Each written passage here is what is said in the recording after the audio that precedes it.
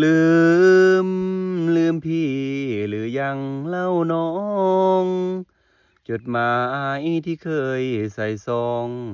ส่งให้น้องเดือนแล้วผ่านมา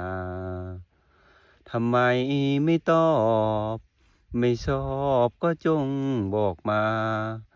จะได้ไม่เสียเวลาคอยตั้งตานับวันนับคืน หรือเธอมีแฟนใหม่เคลียร์ครอปล่อยให้พี่เฝ้ารอเฝ้ารออกมันขวัญยืน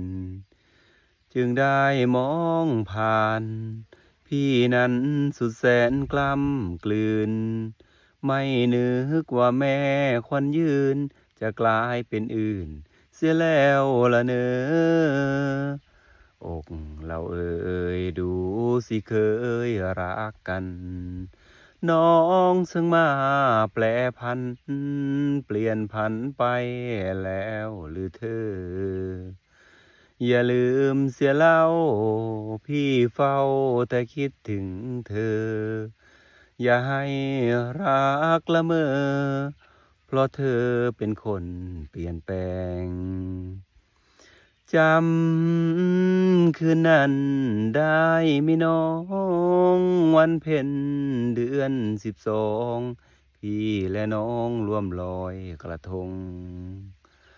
ตั้งอธิษฐานจะรักกันให้มันคงเพิ่งรู้ว่าใจอนง